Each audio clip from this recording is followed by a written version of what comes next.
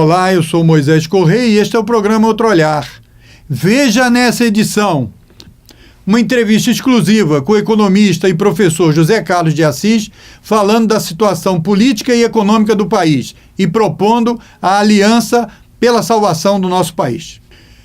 Outro Olhar vai para um pequeno intervalo. Nos aguarde, voltamos já.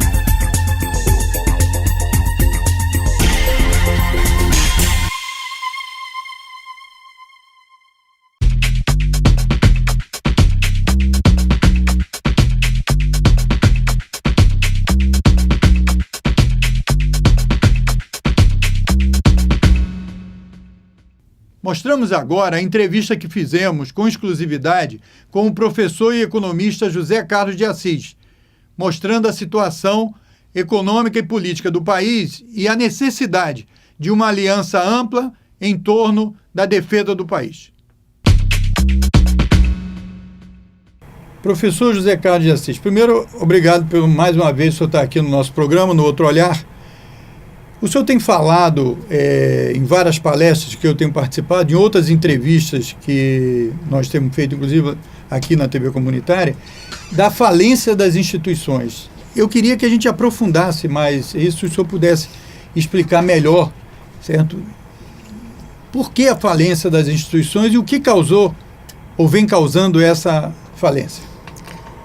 Em primeiro lugar, estou muito satisfeito de estar aqui novamente com você, Moisés, para essa conversa, porque cada vez está ficando mais necessário você debater os temas fundamentais da nação, né, através dos meios possíveis. E esse aqui é um meio democrático importante para a gente usar.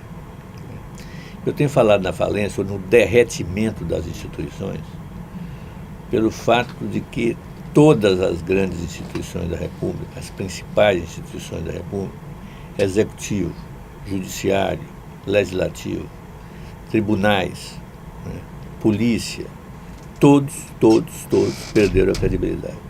Alguns mais, outros menos, mas todos perderam a credibilidade. Eu estava te dizendo que a razão que eu vejo para isso é uma razão de fundo político, que foi o fato de que o PSDB não aceitou o resultado das eleições de 2014. O PSDB contestou o resultado das eleições, embora tenham sido eleições legítimas, e teve a cobertura de outras instituições, como o próprio Legislativo, mas sobretudo na área judicial, né, e mesmo no TCU, para que reforçasse essa ideia de que as eleições teriam sido ilegítimas. Isso aí colocou o país numa situação de conflito agudo, porque eu acho que raras vezes na história brasileira você tem uma situação de divisão tão grande na sociedade, e com os grandes riscos que isso representa. Qualquer solução que tenha para essa crise que não passe por algum nível de entendimento para a regeneração das instituições vai nos levar a situações dramáticas, né, convulsões sociais, e eu não duvido, inclusive, na hipótese mais remota, mas possível, de uma guerra civil, porque é uma situação sem paralelo o que nós estamos vivendo. Agora, professor, a gente aqui da TV Comunitária é uma entidade que articula outras entidades, né? Inclusive do movimento social, do movimento sindical, das comunidades e de outras instituições da sociedade. O senhor se referiu a os três poderes, além deles, e a área social, os sindicatos, as associações, as instituições tipo OAB, CNBB, etc. Essas instituições também estão nesse diapasão aí de derretimento? Eu acho o seguinte, talvez a única instituição que esteja mais ou menos preservada seja a CNBB. Que a própria OAB, ela entrou num nível, numa direção partidária em algum tempo atrás. As outras instituições da sociedade civil, elas são instituições muito voltadas para si mesmas, né? São instituições de caráter mais corporativo. Né? Tanto sindicatos. Eu sou muito ligado a alguns sindicatos do Rio de Janeiro e até admiro neles uma dedicação aos temas nacionais mais gerais que independem do seu interesse direto, objetivo, né? Você tem, aqui no Rio, eu acho, mais do que em qualquer outra parte do Brasil, né? Inclusive a partir da questão do petróleo, né? Porque o petróleo não é uma questão sindical, né? É uma questão nacional. E como questão e os sindicatos ligados ao petróleo, né, tomam essa luta como uma coisa sua, né? Em torno do interesse nacional e não do interesse específico de salário, de aumento, embora isso, naturalmente, na hora que chega a discussão dos dissídios, eles vão colocar isso na frente da pauta, é inexorável. Mas eu acho que, em termos normais, eles atuam de uma forma favorável ao interesse nacional. Agora, o que eu acho é o seguinte: quando você tem uma situação dessa, de derretimento geral de instituições, né, ou de falência das instituições, você tem que imaginar por qual caminho vai ser regenerada a República, né? Por onde que vai ser? Vai ser pelo Executivo? Está na cara que não, quer dizer. O Executivo ficou muito desgastado, inclusive com a crise da Petrobras, né? Embora não tenha sido necessariamente uma crise dele, mas de uma empresa de administração indireta. Mas ficou muito desgastado com a questão das nomeações, ficou desgastado com a questão do aparelhamento do Estado. Então não tem crédito para chegar lá e dizer o seguinte: vamos por aqui, o futuro do país exige, vamos juntar a nação, vamos reunir todos em torno de objetivos comuns. Não vai por aí, não vai pelo Executivo. Não vai também pelo Judiciário. O Judiciário é para dirimir querelas e ele está também todo partidarizado, ele está sem crédito, ele não consegue fazer nada nesse sentido. Não adianta. Então, tem o Legislativo. O que nós estamos pensando em relação ao Legislativo? O Legislativo tem 500 e tantos parlamentares. Muita gente diz, só tem bandido, só tem ladrão, só tem... Não é verdade. Você tem muita gente ali de espírito público. Não são todos, mas são muitos de espírito público. Aquela ideia que o Lula tinha lá atrás, de dizer que a Câmara tinha 300 picaretas, não é verdade. Não é você, o esquema do Eduardo Cunha. 300 picaretas, inclusive, é um pouquinho mais de 50%. Se você falou que ainda tem setores, não é a maioria, porque o parlamento está com a direção meio ruim, né? Exatamente. Por exemplo, mas o fato mais óbvio que não tem todos, né? É a direção, né? É o fato de que o Eduardo Cunha tem perdido algumas. Se ele dominasse aquilo completamente na base do dinheiro, na base de intimidação, na base de sei lá por onde, ele teria mas o maioria. Processo de impeachment dele, o processo de cassação está paralisado, né? Voltou tudo para a estaca zero. Mas é porque ele manobra as comissões. E como ele é presidente da Câmara, o que ele faz? Tem um poder danado pelo regimento. Ele tem um poder de adiar as sessões. Porque ele marca a sessão do plenário, que é obrigatório, para a mesma hora da sessão Agora, antes de você continuar, eu queria aprofundar um pouquinho mais essa questão do derretimento. Eu queria fazer uma comparação com os Estados Unidos, para ver como é que você pode trazer uma luz. Houve uma disputa com o Al Gore, que, independente da minha posição lá sobre a eleição, muitos disseram que o Al Gore ganhou a eleição, né? Mas que houve lá ou caçaram os votos, ou suspenderam os votos, não me lembro bem, e o troço foi para o Supremo, para o Supremo deles lá, a alta corte norte-americana. E lá eles decidiram que parece que foi o Bush, né? O Bush ganhou. Você acha que se o Al Gore tivesse uma atitude tipo PSDB, o troço poderia ter se derretido lá também? É claro, pô. o que resolveu a questão foi a atitude dele. Porque a Suprema Corte é muito partidária nos Estados Unidos. É muito partidária, porque ela é nomeada pelos partidos, pelos presidentes dos partidos. E os caras são fiéis mesmo, são assim, fiéis né? à linha do partido. Porque boa parte dos que caçaram o Disseu, etc., foram tudo indicado pela Casa Civil do Disseu. Exatamente. Inclusive você vê lá pelo resultado, isso, quer dizer, quem foi democrata votou de um jeito e quem é republicano votou do outro. Então, se o Gore tivesse, né, tido uma atitude desses caras que estão tendo aí, golpista, vamos dizer assim, né, claramente golpista, seria uma coisa sem precedentes nos Estados Unidos e avacalharia a situação institucional americana, sem dúvida nenhuma. Agora, lá tem uma outra coisa ainda, quer dizer, apesar de ser partidária, todo mundo está acostumado com ela, tá certo?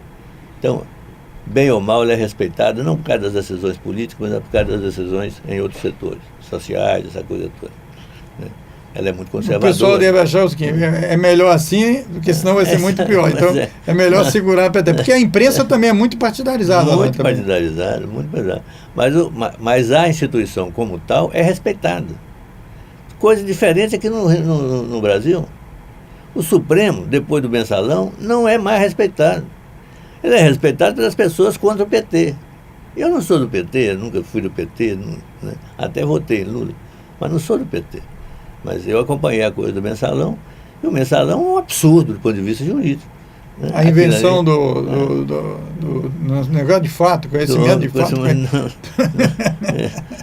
Tem domínio do fato. Domínio do fato para condenar o Disseu. Você tem outras coisas, aberrações lá dentro, né? A invenção de que o PT pagava deputado do PT para votar a favor do PT. Que coisa de maluco, como é que pode ter uma situação dessa? Louca.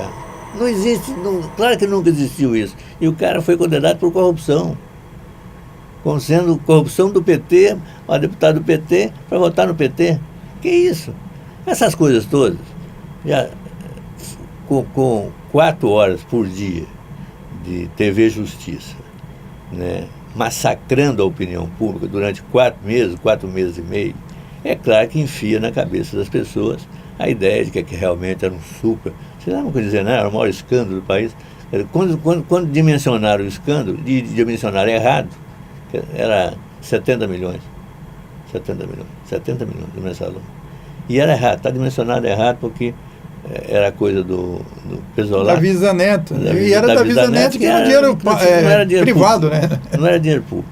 Mas isso ficou na cabeça das pessoas, quer dizer, porque martelado, quer dizer, a TV Justiça dava o dia inteiro, os caras votando lá, aquela coisa só queria rir. E retransmitido pelos canais comerciais. E retransmitido, né? Brincava tudo na televisão. Então, é claro que esse judiciário não tem respeito das pessoas informadas. Tem respeito, na verdade, ele tem torcida das pessoas não informadas. O que em parte está acontecendo também com o Petrolão. Porque o tipo de investigação espetáculo que resolveram fazer é um desafio à ordem jurídica. Quer dizer, o cara não respeita o princípio de habeas corpus, o cara não respeita o princípio como é que se diz? O cara não suspeito, a presunção de inocência. A presunção de inocência. O cara não respeita o princípio de que para você colocar alguém na cadeia tem que julgar. Então é um horror o que está acontecendo. E decretar a prisão porque isso afeta a questão social. Eles usam um termo de que afeta a paz social. Exatamente. Aí o cara confessa uma coisa, aí no outro dia ele pode sair. Pode sair. Já a paz social já está... Não, é uma coisa mais absurda. Quer dizer, os grandes bandidos do Mensalão são os diretores da Petrobras. 5, 6 diretores ou gerentes da Petrobras. Eles são os bandidos. O cara... caçadores de 100 milhões, quer dizer, dinheiro de propina. Esse nome é até um nome esquisito, porque propina parece uma coisa pequenininha, mas é propina de 100 milhões de reais, propina de 40 milhões de dólares. Que isso? Nunca se viu. E o cara vai lá, chega lá, fala uma quantidade de coisa, provavelmente boa parte é mentira, acusa os outros. Ele paga para falar, né? Ele paga para falar. E, obviamente, que o que ele deu, provavelmente, é menos do que ele tem. A outra coisa é o seguinte, numa relação em que você é o poder, porque a Petrobras é que era o poder, ela que era o poder. Ela era monopsônica, o que se diz tecnicamente, quer dizer, era a única compradora. Então, se o privado quisesse vender para ela, tinha que se submeter às regras dela. Então, a ideia de que o privado impôs algum tipo de procedimento à Petrobras, né, é um absurdo. Ou que o privado escolheu dar dinheiro para a Petrobras, o cara foi achacado. O privado foi achacado, é claro, para dar dinheiro para a Petrobras. O cara dizia o seguinte, o cara lá que confessou ter 100 milhões de dólares no exterior, dizia o seguinte, eu pegava o dinheiro para o partido e ficava com 100 milhões. Que coisa fantástica. E dava 10%. Em vez de ele ficar com 10%, ele dava uma propina para o partido. É uma coisa absurda, quer dizer, a lógica desse troço não funciona, né? Eram bandidos, pequenos bandidos que se apropriaram da Petrobras. Ah, bom, agora aconteceu isso na Petrobras.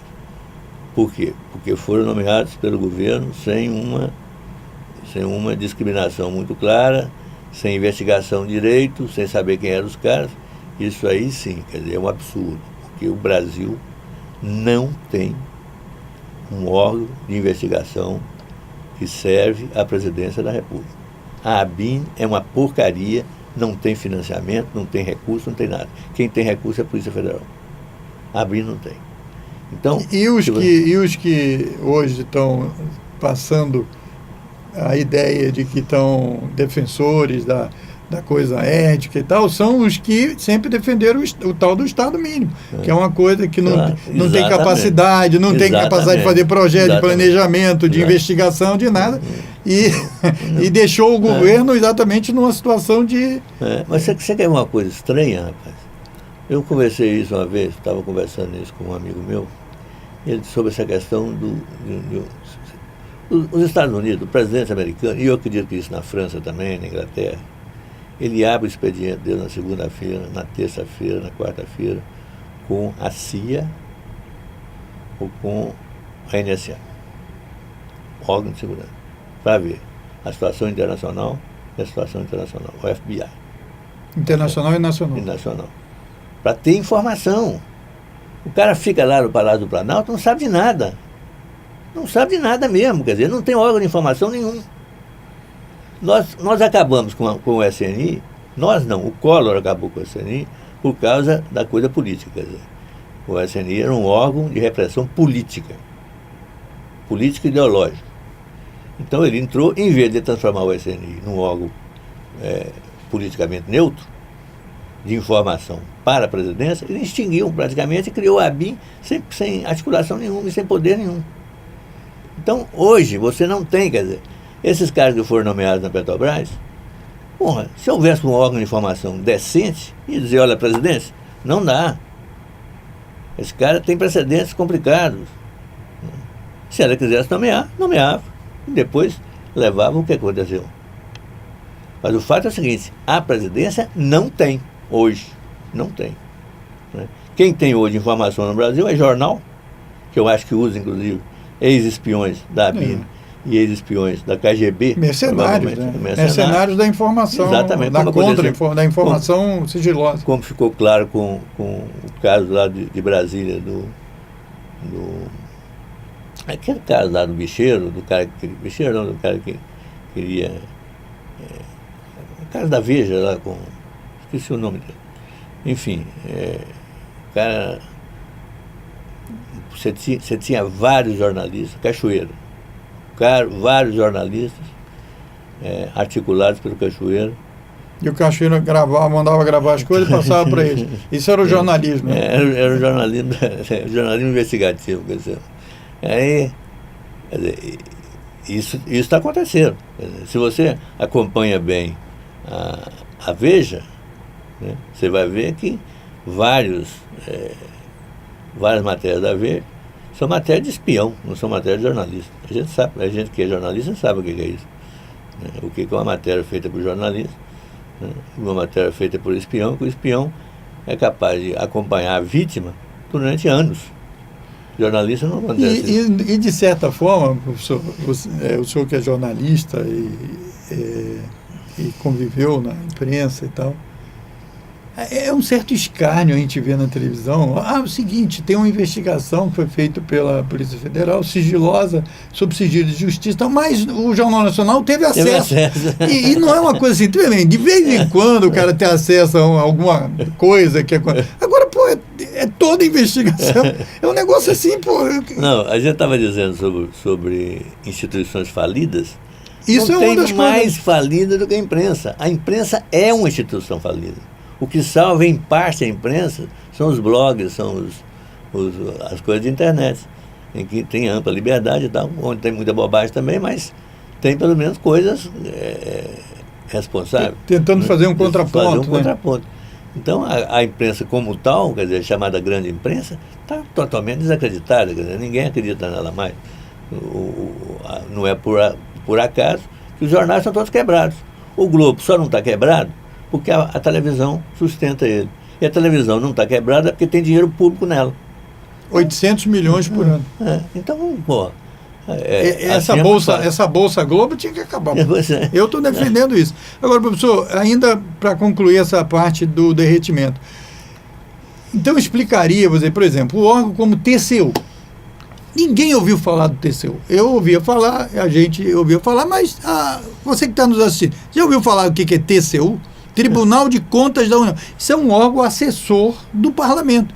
Agora os caras dão entrevista com fotografias e tal, desafiando decisões, seja do parlamento, seja do... Um troço meio louco, pô. Completamente. Quer dizer, isso faz parte da falência do Estado. Quer dizer, o Estado, como representante da nação, é a falência. É isso, eu explicaria esse seu discurso. Por exemplo, procuradores, os caras vão para uma igreja, o cara é evangélico. Cada um tem a sua religião, não tem problema nenhum. O cara evangélico vai lá como procurador e ele acha que vai ali fazer proselitismo, defender posições e tal. Procurador, que é uma coisa de... Se imaginava que uma investigação tinha que ser uma coisa levada com equilíbrio. Não pode ser uma coisa de espetáculo você fazer 500 caras, você sai para prender um... Né, E já avisa a imprensa, o cara a imprensa, ao vivo. A imprensa acompanha ao vivo. E, porra, com avião. Se você for um país como a Inglaterra, eu não sei como é que é nos Estados Unidos, mas na Inglaterra, você não pode dar fotografia de suspeito. Você não pode. Nos tribunais, enquanto está julgando, nos Estados Unidos também tem vários estados assim. O cara, eles deixam entrar um desenhista, o desenhista desenha o cara lá, a gente vê isso no cinema. O desenhista desenha lá o cara na cadeira de réu, né? Depondo ou não depondo e tal, mas não pode ter fotografia. Não pode ter fotografia em respeito à presunção de inocência. Não existe isso de prender o culpado. Não pode isso é um absurdo. Isso é um regresso de 200 anos. Aí eu concordo com você do derretimento, por exemplo, da obra. Porque eu me lembro do Faoro, Raimundo Faoro, etc. Como é que pode os caras aceitarem esse tipo de comportamento, certo? Generalizado? Não, o maior é o seguinte, teve um manifesto de 140 advogados, você viu, né? Eu vi. Sobre a coisa da Lava Jato, uma pedrada. Falando tudo isso que eu estou falando aqui. Né? Até eu estou falando aqui, reforçando uma coisa que eu vinha, não sendo especialista, já falando há algum tempo. O que a Globo diz? Qual é o destaque da Globo? Advogados da Lava Jato. Advogados de condenados, de acusados e tal. Tá cheio de juristas de primeira linha lá naquele negócio. O que eu falei num livro meu, né? Os 7 Mandamentos do Jornalismo Investigativo, a gente está assistindo uma coisa que é de natureza nazista. Porque o suspeito, sozinho, né? E com o advogado dele, ele enfrenta a polícia, o promotor e o juiz. O juiz é uma figura central no julgamento. É uma figura de equilíbrio. Essa ideia do juiz de instrução, que importaram lá da Itália, que importaram não sei de onde, é um absurdo. Porque ele levanta todos os dados, já acusa e já condena. E claro, julga. Qual é o equilíbrio disso? Isso é um absurdo. A sociedade brasileira está assistindo a isso sem compreender direito, porque ninguém, na verdade, pensa muito nisso e é uma coisa técnica, né? É uma coisa que devia ser defendida pelos órgãos competentes. Não, pela OAB, né? Pelas universidades, etc. Eu acho que o que eu vejo, quem está preocupado com essas coisas para valer das instituições e que realmente não perdeu credibilidade é a CNBB. Né? Eu tenho conversado com gente da CNBB. Eu acho que isso vai ser por onde a gente pode... Agora, só vou citar um fato para o senhor comentar, antes da gente entrar na questão da economia, que eu acho que é importante, e que solução política o senhor tem defendido da Aliança pelo Brasil, que é o seguinte, por exemplo, recente, a discussão sobre essa prisão do João Santana, né? Do cara que faz marketing lá e que fez para as campanhas, a última do Lula e 2 da Dilma. O relatório da Polícia Federal está escrito: após investigação, não se encontrou nenhum vestígio de que os recursos depositados no exterior têm alguma coisa a ver com a campanha eleitoral da presidente e do PT. Você sabe que esse relatório a imprensa não divulgou? Veja, eu procurei, porque eu também não tinha, quando saiu a notícia, eu não tinha visto esse detalhe. Aí num dos blogs que você cita aí, que é importante, eu fui lá e peguei essa informação. Aí fui pesquisar o jornal de 2 dias atrás, do Globo. Ele, na matéria que ele fala da prisão do cara, então, não tem o relatório. Só tem o juiz. E o juiz, um dos trechos que o juiz cita, é do relatório da polícia. Agora, isso é uma coisa que eu acho que explica isso que o senhor tem levantado. E o segundo é como é que o juiz Moro ele faz um relato opinativo para o Tribunal Superior Eleitoral. E, inclusive, eu estou citando porque o deputado Vadir Damus, foi ex-presidente da OAB do Rio, fez um discurso na Câmara. Ouviu o discurso? Exatamente, denunciando isso e chegando a essa conclusão do senhor, dizendo que isso é o prenúncio do fascismo. São germes do fascismo que, se a gente deixar... Não, você tem o seguinte, nós não podemos perder de vista o contexto internacional disso. Né? A gente está sendo pegado num contrapé de uma luta internacional. As pessoas ficam pensando, isso parece ser uma coisa conspirativa, teoria conspirativa. Desculpa, não tem nada a ver com isso. Você tem o seguinte, se as pessoas leem mais ou menos jornal, mesmo superficialmente, mesmo essa imprensa vagabunda, parcialícia, sobretudo a imprensa brasileira, que ainda está na Guerra Fria, a imprensa brasileira está na Guerra Fria até hoje. Ela é contra a Rússia. Ela é contra, porque os americanos... Então, você vê o seguinte, os americanos, os Estados Unidos, estão em guerra com a Rússia. Eles querem atrair a Rússia para uma guerra onde seja possível esgotá-la economicamente. Eles não podem abrir uma guerra nuclear contra a Rússia, obviamente, porque seria a destruição deles também. Então, a Rússia é uma potência nuclear de primeira linha. Ela não vai ser atacada em seu próprio território. Então, os americanos querem atraí-la para fora do território dela. Tentaram na Ucrânia quebrar a cara, porque o Putin deu um baile lá, e estão tentando na Síria, que também não estão conseguindo. Mas esse projeto é um projeto dos neoconservadores americanos. É um projeto objetivo. Eu não estou falando, é só ler. Ler a Foreign Affairs, que é a principal revista de relações exteriores americana. Se lerem a Foreign Affairs, vão ver que está lá tudo. Quer dizer, eles não escondem. Então, é esse o pretexto. Onde que nós entramos nisso? Nós entramos nisso porque somos sócios do BRICS. Nós estamos junto com a China, com a Índia, com a África do Sul e com a Rússia. E isso é intolerável para a diplomacia americana. Eu costumo dizer o seguinte, os americanos, eles têm 2 vertentes de política internacional. Eles têm uma vertente econômica e têm uma vertente política. Muita gente pensa que a econômica prevalece. Não prevalece. sobretudo depois do fim da Guerra Fria, porque o espaço mundial está aberto às empresas americanas. Então, do ponto de vista econômico, o objetivo americano de abrir espaço para suas empresas está cumprido. Não tem problema. Qual é a outra vertente? É geopolítica. A vertente geopolítica é o seguinte: não posso aceitar um rival em igualdade de condições como aceitamos no caso da União Soviética.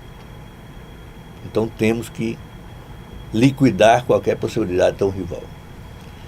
Isso aí nos põe na linha de tiro deles. Não, nós e a América Latina toda. Chaves morreu, né, fazendo articulação com a Rússia, era, né, obviamente foi boicotado até o limite. Né. A China, a Índia, a Argentina, quer dizer, aquela aliança sul-americana de países progressistas está sendo desmontada. Isso é um projeto americano. É claro que é um projeto americano. E os americanos não têm escrúpulo.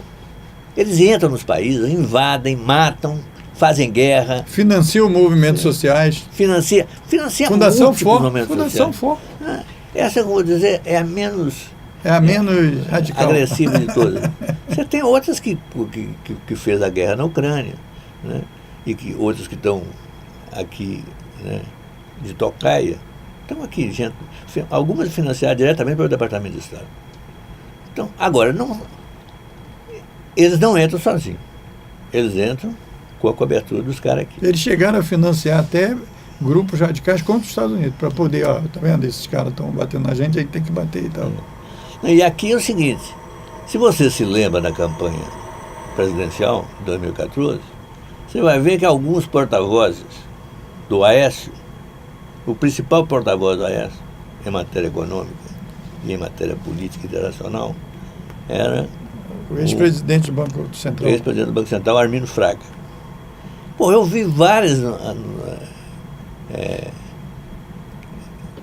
entrevistas dele, já cantando de galo, achando que ia ganhar. Disse o seguinte: olha, esse negócio de BRICS, a gente vai ver depois. O nosso objetivo é uma articulação maior com os Estados Unidos. O que é algo absurdo, porque nós não temos nada. Os Estados Unidos não têm nada que nos dá, nada. Nossa posição de reserva de 400 e tantos bilhões de dólares, nós não vamos quebrar aí, apesar das agências de risco. Nós não temos nada. A única coisa que os americanos querem com a gente é aumentar as exportações dele para nós. Esse é que é o objetivo. E esse é que é o objetivo imbecil que se tem desses caras, Arminio Fraga e outros. Mas não é um problema, a gente tem que ter também consciência de que também não é um problema de imbecilidade no sentido de não conhecimento. É um problema de vendilhões da pátria. Eles se vendem, estão vendendo o Brasil. Você acha que o Serra, com a proposta de tirar a obrigatoriedade da Petrobras do pré-sal, É exatamente isso. Aliás, saiu no Wikileaks e ele estava negociando para a Chevron. Então, isso tudo, quer dizer, o PSDB está vendido, está completamente vendido. Então, a culpa não é só dos americanos, não. Os americanos compram. Está à venda, compram. Agora, quem faz a operação, quem opera para valer, são os daqui de dentro, né? Por isso que você tem uma briga tremenda, porque, obviamente, eles já estão fazendo caixa para 2018, né, graças a decisões que estão sendo tomadas nessa confusão que está aí. A Dilma completamente tonta, né, nessas decisões da Petrobras. Ela praticamente traiu os movimentos progressistas que estavam no Congresso e os próprios parlamentares, os próprios senadores progressistas. Tinham prometido uma coisa, depois decidiu outra. Então, tudo muito confuso, quer dizer, fazendo parte desse derretimento que eu te falei. Então, qual é o problema dela? Quer dizer, o problema dela é se defender do impeachment. Para se defender do impeachment, ela faz qualquer coisa. E isso não sacia. Porque, não sacia. É um comportamento que teve, eu acho que inclusive o próprio PT, né? Porque é o seguinte, tudo bem, o Zé disseu, então tal. Eles vieram para cima do Lula. Aí agora, depois, vamos para cima da Dilma. Pô, você acha que eles vão se saciar? Se deu certo, vamos. Não vão de jeito nenhum. Agora então, professor, o derretimento, eu acho que você que está nos assistindo aí deve ter ficado claro aí essa ideia que o professor, essa avaliação que o professor está fazendo. Agora, então, como é que nós vamos sair dessa? O senhor propôs a Aliança pelo Brasil. Mas vai ser aliança com quem também ajudou a enterrar? Como é que vai ser esse negócio? Não, é o seguinte, a gente tem que ser um caminho, quer dizer, o caminho possível, quer dizer, você tem 500 pessoas no Congresso, então talvez no Congresso você encontre a possibilidade de um bloco que tenha consciência, que tome consciência da profundidade da crise. Porque senão nós todos naufragamos, eles inclusive. Então, o que a gente está propondo, e nós estamos articulando, é um grupo suprapartidário na Câmara e no Senado, suprapartidário, que tenha 2 objetivos. O primeiro objetivo, impedir o impeachment. Por quê? Porque nós gostamos da Dilma, por causa dos olhos da Dilma? Não. É porque se houver impeachment, uma situação já deplorável em que nós estamos vai se tornar uma situação trágica. Com possibilidade de guerra civil. Exatamente. Isso aí é um absurdo o cara pensar em fazer uma situação, uma decisão dessa, numa hora em que a sociedade brasileira está totalmente dividida. Não? Então, o primeiro objetivo é esse. O segundo objetivo é econômico. É mudar radicalmente a política econômica. Nós vamos lutar para preservar o mandato da presidenta, mas não para continuar fazendo esse tipo de política econômica anti-povo, anti-nação. Isso nós não queremos. Então, são dois objetivos desse bloco. Então, nós esperamos que nesse bloco venham gente de todos os partidos. Todos, se for o caso. Né? E operamos, e a gente opere como um instrumento de poder no parlamento. O que a gente tem de meta? 200 a 250 parlamentares na Câmara e uns 40 parlamentares no Senado. Na Câmara, se a gente tiver 200 parlamentares, acabou o impeachment, porque é mais de 1/3. Então, nós vamos trabalhar inicialmente para isso. Né? Estamos contando, quer dizer, eu acho que quando se fala assim, só tem ladrão ali, só tem gente indecente, não sei o quê, não é verdade. Eu acho que eu, pelo menos, tenho conversado com muitos, e todos eles, com quem eu conversei, gostam da ideia. Né? É claro que muita gente já tenta antecipar a questão presidencial. Quem é que o líder diz, quem são os líderes diz, papapá. Isso nós queremos deixar claro que não vamos antecipar a discussão da sucessão. Nós vamos discutir a mudança da política econômica. E as linhas básicas dessa política econômica, política fiscal, política monetária, política cambial, política de investimento, aliás, o núcleo da política macroeconômica, nós temos já por escrito, para dizer o seguinte, é isso que a gente apoia, para que não haja enganos posteriores. Isso. Então, professor, o senhor acha que se conseguir fazer uma articulação, né, como o senhor já está fazendo, já está sendo realizado, articulando segmentos do parlamento, quer dizer, mais comprometidos com o país, e seja do Senado, da Câmara, poderia garantir esses 2 objetivos, seria da Aliança pelo Brasil, o impedimento do impeachment, porque isso faria o quadro se deteriorar muito mais de forma incontrolável, e mudar a política econômica. Agora, antes da gente dizer quais seriam, o senhor já alinhavou aí as linhas gerais, antes de falar nisso, se continuar, e se por acaso a gente não conseguir isso, qual é o cenário, então, da continuidade dessa situação? Eu acho que o cenário é dramático. Eu acho que nós tivemos ano passado uma contração de 4,8%, 4,08%, uma contração, quer dizer, a economia encolheu 4%. Esse ano o FMI, que geralmente calcula por baixo, fala em 3,5% de contração, eu acho que vai ser umas 4,5%, e não tem nenhuma perspectiva à vista para o ano que vem. Tá certo? Então vai ser mais um de 4%. Quer dizer, isso aí é inédito, exceto na Grande Depressão dos anos 30. É inédito. E isso significa o seguinte: significa uma taxa de desemprego que pode chegar a 15%, 20%, que é o desemprego que está tendo na Europa, em alguns países, Grécia, Espanha, Portugal. Países que têm ainda alguma estrutura social relativamente de proteção. De proteção. Ainda aqui, oriundo do antigo Estado de Bem-Estar Social. Aqui, isso vai ser... Porque você não imagina o que é isso. Isso abre o caminho para o nazismo mesmo. Uma taxa de desemprego muito grande e uma política econômica restritiva. Eu vou ler aqui um trecho de um livro meu de 2002, Trabalho como Direito, em que eu cito o Galbraith, que é um grande economista americano do século passado, que, narrando o que aconteceu pouco antes da entrada no poder de Hitler na Alemanha, né? Então é o seguinte: em março de 1930, o Dr. Brüning era o chanceler, o primeiro-ministro alemão, um homem que gozava de estima universal, igual o nosso Levi aqui, assumiu as funções de chanceler do Reich. Ganhou reputação internacional ao prosseguir, com coragem e determinação, pelo caminho que lhe apontava a opinião dos países estrangeiros, que era o da cura do grande mal alemão, o desequilíbrio orçamentário.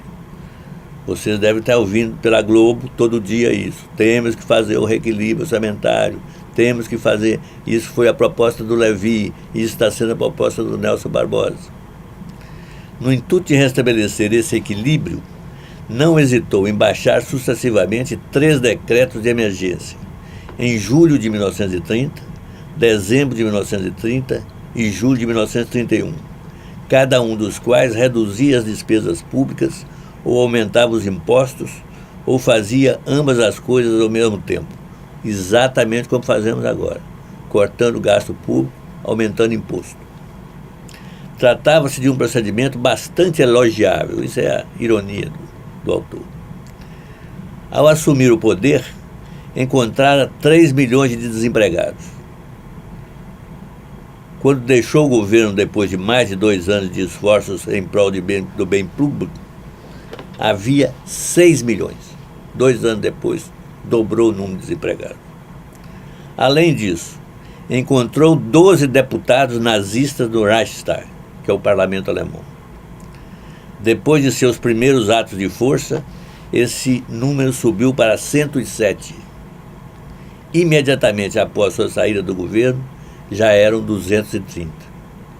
Então, se perguntarem por que a Alemanha caiu no nazismo, pode-se dizer com tranquilidade: caiu por causa da política ortodoxa do tipo da que nós estamos fazendo. Isso é que levou a Alemanha ao nazismo, ao alto desemprego, à contração da economia. Quando Hitler assumiu o poder, chutou o balde e fez uma política de expansão. Infelizmente, era o Hitler. Mas ele, em 6 anos praticamente, ele colocou a economia alemã de pé, em segundo lugar no mundo. Por quê? Porque escapou da estupidez de fazer superávit primário durante períodos de recessão. Então, mas se o chanceler que fez a política antes da subida do Hitler ao poder não era articulado com Hitler? Não, de jeito nenhum. Era nada. Uma política... Não, era uma política chamada liberal. Na época se dizia liberal. Era... Na época se dizia ortodoxa. Aqui também se diz ortodoxa. Mas na verdade é a política neoliberal. É a mesma política fiscal, monetária, corte do gasto público, fundamentalmente corte no gasto público. E não poder aumentar o déficit público. Sabe o que o Hitler fez? Aumentou o Schacht, né, que era o grande economista dele, Hjalmar Schacht, em 6 anos de 2000. Ele aplicou uma política do... A política de expansão keynesiana. Ele teve nos Estados Unidos, conversou com o Roosevelt, né, copiou o plano do Roosevelt, que é o plano New Deal. New Deal significa um novo compromisso. Ele inventou na Alemanha novo plano. Fez um novo plano. De 1933 até 1939, 6 anos, a dívida da Alemanha foi de 2 bilhões de marcos. A dívida foi de 2 bilhões de marcos para 12 bilhões de marcos. Então, por exemplo, esses segmentos que se consideram progressistas, né, porque é o governo que tem uma preocupação com a questão social, etc., eles estão se submetendo a uma política que é exatamente para atingir um objetivo, que vai atingir um objetivo que nega essa teorização deles. É claro. Por exemplo, é claro. Eles estão cortando gastos sociais. Tem que cortar. O cara fala assim, vou equilibrar o orçamento. Para quê? Porque assim eu recupero a confiança dos empresários. Ora, algum empresário investe porque confia no governo? Empresário investe porque tem demanda, porque tem procura, porque tem consumo. É por isso que ele investe. Se muita gente está querendo comprar pão, ele faz, vou botar outra padaria. Mas claro, se o pessoal não está comprando pão, o pão está sobrando... Pode ter a graça do governo que tiver, que ele não vai investir. Pode ser a mulher dele que seja presidente e tal, que ele não vai fazer isso. Claro, é claro. Isso é um absurdo. Agora, essa teorização serve a quê? Quer dizer, uma coisa é a seguinte,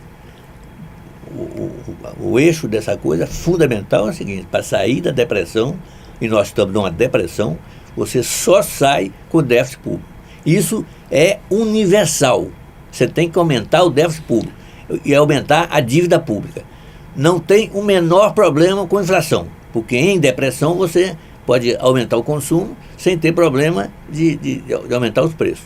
Então, essa que é a mágica, é o déficit público. Agora, por que não querem o déficit público? Porque querem servir ao sistema financeiro taxas de juros imensas, que cairão se você fizer déficit público. Inclusive, professor, acho que o próprio dado da situação atual demonstra isso que o senhor está falando. Por quê? Porque a inflação não está tão alta, por mais que esteja aumentando, e o desemprego, disparou. Explode. Então, quer dizer, essa política de que nós estamos fazendo contração e tal para poder baixar a inflação, certo? Quer dizer, não tem se demonstrado também como uma política de resultado. Não tem eficácia nenhuma. Agora, vamos fazer outra coisa. Agora que vou aumentar imposto. Eu sou a favor do CPMF em situação normal. Em situação de depressão, eu não sou a favor de aumento de imposto nenhum. Você viu aqui o cara fazer. Cortar gasto público e aumentar imposto é uma estupidez em área de depressão. Você tem que aumentar o déficit público. Precisa de mais dinheiro? O Estado precisa de mais dinheiro para investir? Ótimo. Então, eu emito títulos públicos, coloco no mercado, né, mobilizo o dinheiro privado que está parado, porque o dinheiro privado está lá. Tem muita grana aí. São 2 trilhões e 700 bilhões de dinheiro privado que está parado. Você sabe disso? Não. 2 trilhões, que é a dívida pública. Está lá. Aquilo tudo é privado. É dinheiro do setor privado. 2 trilhões e 700 bilhões. O que eles querem fazer com esse dinheiro? Ganhar mais juros. Ganhar mais juros em cima de juros. Então, o governo poderia tomar uma medida? Qual seria a medida? A medida é aumentar o déficit. Simplesmente isso. Então, emitir moeda. O Banco Central emitir... Não precisa nem emitir moeda, porque você emite indiretamente. Você emite o título. Se o setor privado não quiser comprar o título, você emite moeda. Sim. Você colocar mais título no mercado para arrecadar o dinheiro que não está imobilizado. Que investe, exatamente. Então, o dinheiro está imobilizado, porque o professor está explicando, né, que, por exemplo, o empresário vê que as pessoas não estão com capacidade de comprar. Então, ele não vai fazer investimento. Esse dinheiro ele quer botar em algum banco, sei lá, ganhar algum rendimento com isso. O governo emite o título, arrecada esse dinheiro e põe a economia para funcionar. Seria isso?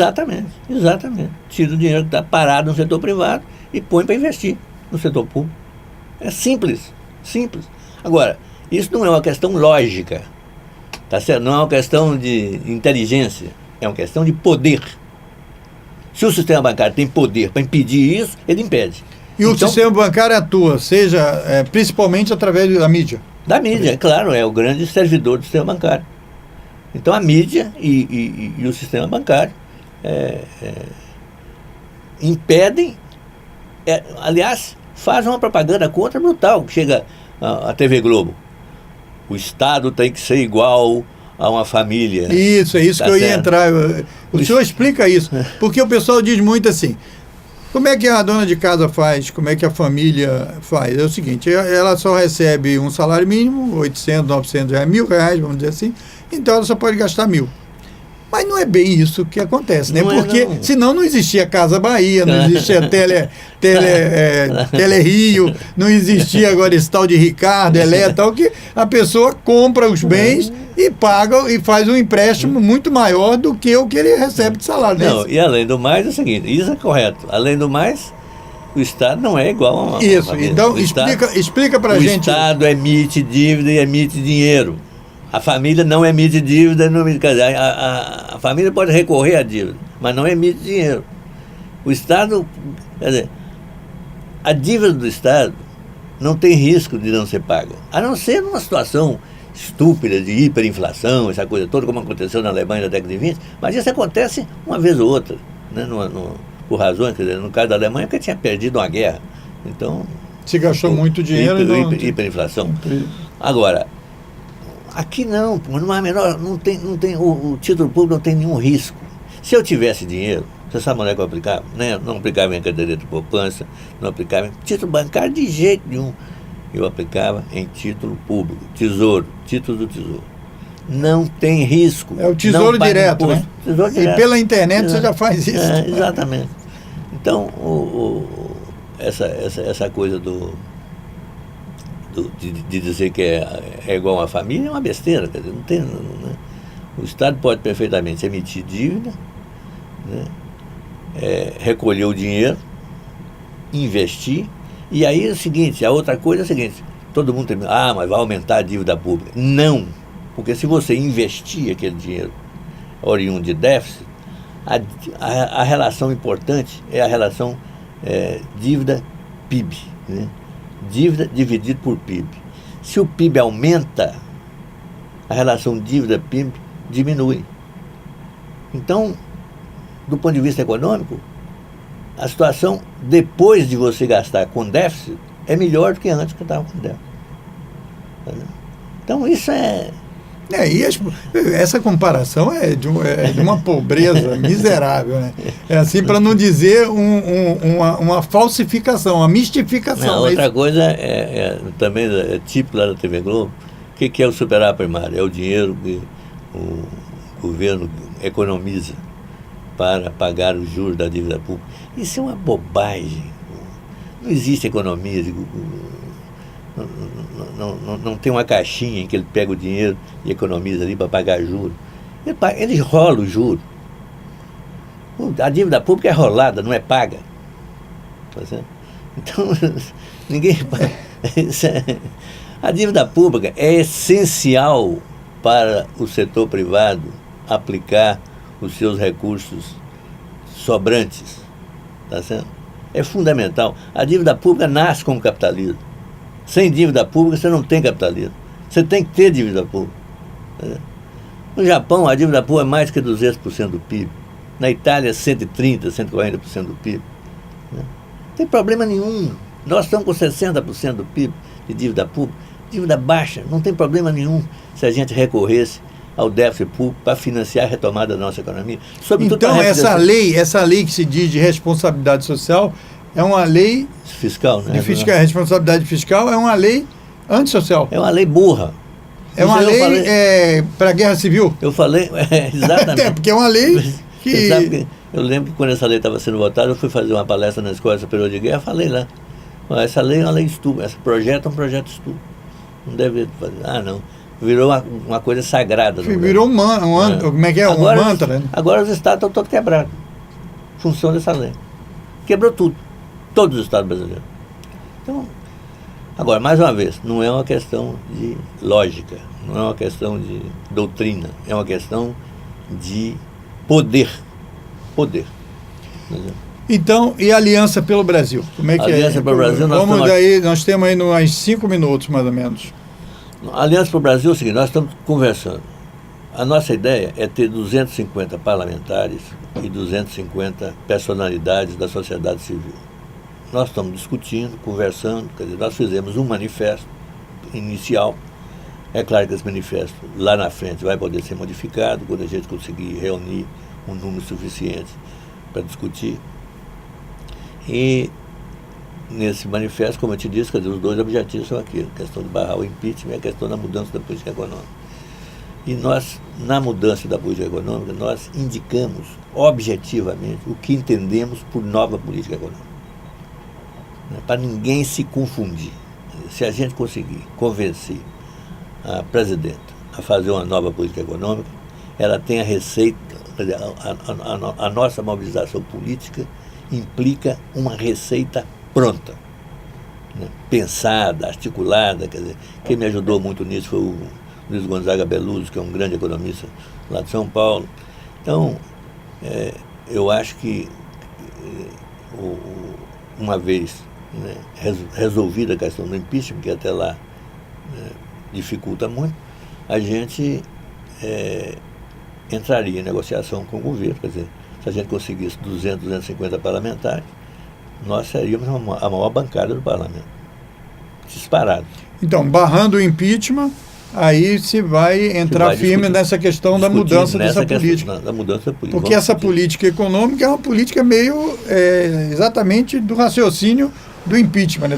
Daqueles que querem o impeachment. Né? Exatamente. Não, é do nazismo, né? Como eu disse aqui. Quer dizer, essa política econômica leva ao nazismo. Quer dizer, o que significa? Vai ter um Hitler, vai ter cara que vai fazer campo de concentração, prender judeu e tal. Vai ser um salvador da pátria, tipo, né, meio maluco, como o próprio Collor foi, né, de repente aparece, né, e sei lá, aparece com que propósito? Quer dizer, pode vir sabendo, com boas iniciativas econômicas, mas vem junto todo o autoritarismo, né? Quer dizer, e você viu no Egito.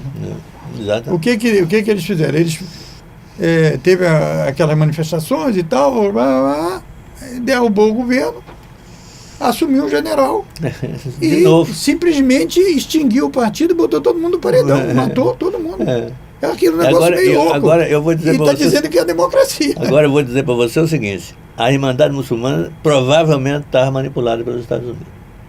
Provavelmente. Aliás, estava. Os mas ela que sofreu. Porque acabaram com a Irmandade. E aí, quando você faz. Sim, você está querendo dizer o seguinte: quando ela começa a praticar uma política que não é a dela mesmo e se submete, como nós estamos vendo aí, submetendo a uma política. Lá, o que aconteceu lá foi o seguinte: foi a reação do Estado. Porque o Egito estava desmilinguindo como Estado, por provocação americana. Aí os caras assumiram de novo e fechou tudo. Os militares assumiram. Porque também não é uma coisa absurda de acontecer aqui, não. Porque as Forças Armadas, bem ou mal, elas são... Nós temos o trauma de 64, essa coisa toda, mas as Forças Armadas, elas são a principal estrutura do Estado. Né? Perante e é mais coesa. Né? Perante o exterior, perante outras coisas. Então, professor, eu queria agradecer aqui a sua presença no nosso programa, no Outro Olhar, e dizer o seguinte: a Aliança pelo Brasil, o pessoal pode acessar no Facebook, né, vai encontrar algumas informações, vão atualizar aquelas informações com esse manifesto que fala do impeachment, inclusive, porque o pessoal pode saber mais informações colocando Aliança pelo Brasil no Google e ter informações também na internet, não é isso? Isso é bom, isso é interessante. Então, se você quiser saber mais informações, coloque Aliança pelo Brasil no Facebook ou no Google, você vai chegar lá e vai poder, a partir dali, botar os seus comentários, dizer o que você achou dessa entrevista. E o grupo que está participando disso está atualizando a página lá com as informações mais atuais. Ok, obrigado, Moisés.